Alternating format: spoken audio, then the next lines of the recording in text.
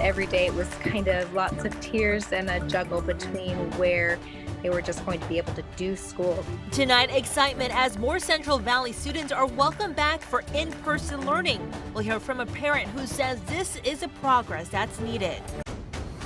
Plus, parts of Washington prepping to reopen a Phase 2 tomorrow. Spokane staying in Phase 1. We'll hear what needs to happen to change that.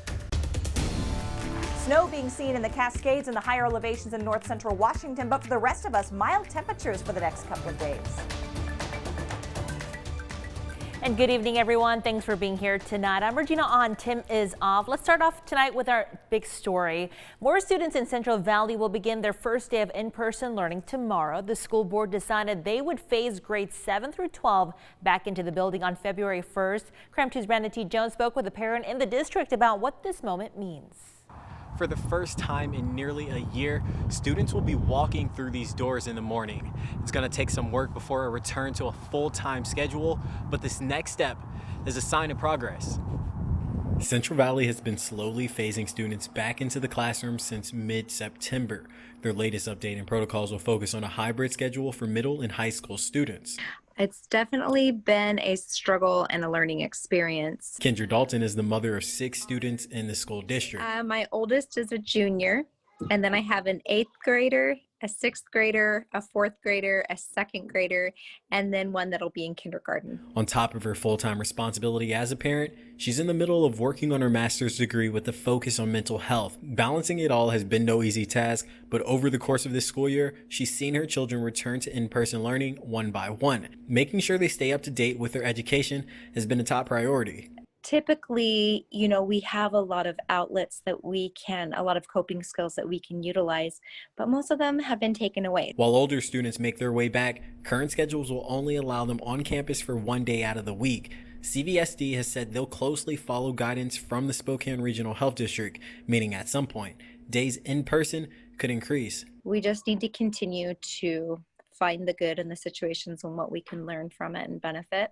As the school year progresses, Kendra wants to advocate for a safe return. She believes these moments are vital not only for her children, but for students across the region and their mental health. From Spokane Valley, Brandon T. Jones, KREM 2 News. In the meantime, Coeur d'Alene middle schools and high schools are returning to in-person classes starting tomorrow, February 1st as well. The district announced that students will have in-person learning 4 days out of the week as the second start of the second semester. Wednesdays will be held remotely. So we certainly like our progress we've recently made bringing down COVID activity. And so these are some promising signs that we're heading in the right direction. 7 counties moving into Phase 2, including King, Pierce, Snohomish, Thurston, Grays Harbor, Lewis, and Pacific counties. So that means a maximum of 5 people from outside a person's home can gather indoors, and restaurants, gyms, and movie theaters can reopen at 25% capacity. Spokane, unfortunately, not included in that list to move to the next phase quite yet, but new metrics could change that in the future. The governor lowered the state's metrics to make it easier for other regions to move forward.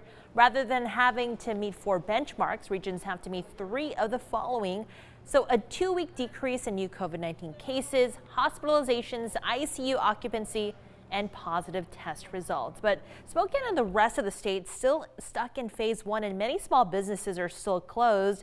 Those west side regions moving ahead meet 3 metrics, but our eastern region only meets 2 right now. When asked why these plans were changing yet again, Governor Inslee says the vaccine rollout is playing a big role there. He says it's given health experts more confidence in our ability to open some things safely. And there is the owner of Benny's in Cheney right there talking about how he would like to open. Certainly this announcement causing some frustrations in our side of the state. Spokane businesses, of course, have to stay closed. But as far as, look, jealousy, the numbers make this decision. We don't. And so if regions improve and their numbers improve, they move forward. And so this is really determined by the citizens of these regions, of what they decide to do and how much they decide to be diligent and how much they decide, not to have people over for dinner and infect them and don't have big Super Bowl parties. And it's really kind of determined to some degree by the citizens of the regions. So there's also another big change. Rather than releasing sports every week, they will now be every 2 weeks. This was done to reduce volatility and prevent constant hopping back and forth. Well, it looks like now we're going to be seeing some warmer weather as we look at weather now. Here's a live look outside of downtown Spokane by the Davenport, it looks like.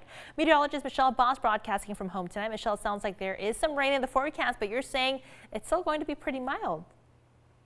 Yeah, this time of year, usually those clear days are the colder days, especially at night. When we have clear skies, we really see those really frigid temperatures. But this time of year, the warmer air often comes with moisture and rain, so we're going to get both of those. In fact, take a look at the temperatures outside right now. Certainly very mild, sitting at 44 degrees in Spokane. Our average high is only 37. A little bit cooler in Coeur d'Alene and North Idaho. They've got a northerly wind, so sucking in a little bit cooler air, but 46 in Moses Lake, near 50 in Othello, and mid-50s in Walla Walla, near 50 degrees in Lewiston.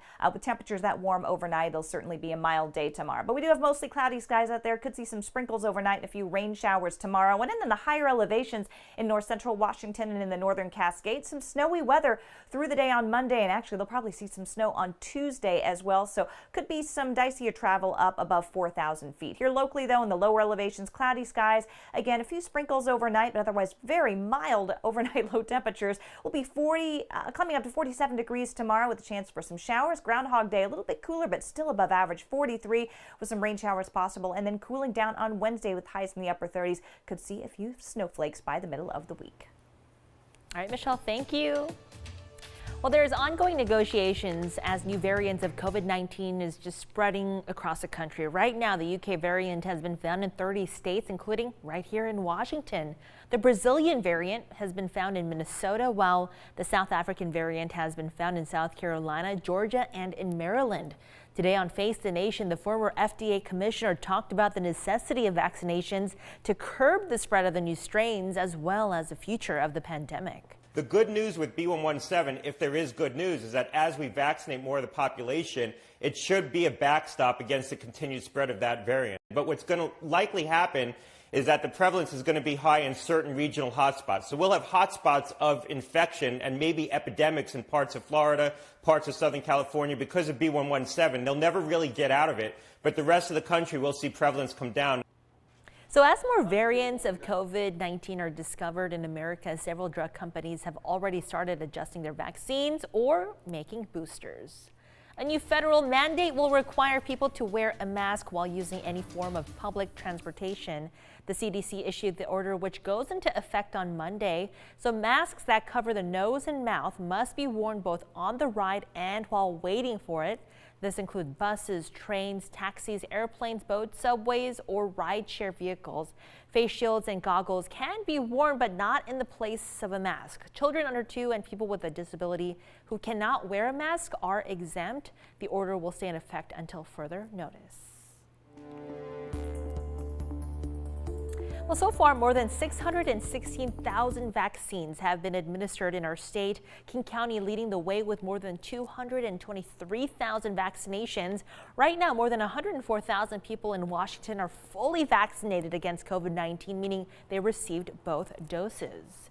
Chaz Health asking those who are making appointments at the Spokane mass vaccination site to be honest about which state they live in and whether or not they do qualify for the shot right now. The Spokane Arena is only intended to vaccinate Washington residents who qualify in the current phase. However, those working at the arena are not required to verify where patients live before they administer them a vaccine. A spokesperson for Chaz said, quote, "We are asking individuals to be honest when they're scheduling an appointment that they're falling into those phases and are either residents of the state or work in Washington state," end quote. So right now, you can only sign up for a COVID-19 vaccine appointment online. There is now an option to call and someone will assist you in making that appointment. All you have to do is call that number right there on your screen, 800-525-0127. For more information, again, on the mass vaccination site in Spokane, text the word vaccine to that number on your screen there, 509-448-2000. You can also use that same number to ask us any questions you might have about the vaccination site. Well, folks in North Idaho, listen up because more people will become eligible for the COVID vaccine shot in tomorrow. The Panhandle Health District says the area will begin scheduling appointments for people 65 and older. This is across Kootenai, Bonner, Benoit, Boundary, and Shoshone counties. This week, Health District is expected to receive 3,800 vaccine doses. They will be spread out evenly based on the county's population. So here's a full list of all those vaccination sites that you see right there in North Idaho. Again, only by appointment. Kootenai Health already full for next week, and additional appointments will be released every Wednesday at 4 o'clock. Panhandle Health District also giving out vaccines in Kootenai, Benoit, and Shoshone counties. If you have any other further questions, call the Panhandle Health District hotline, that number right there on your screen.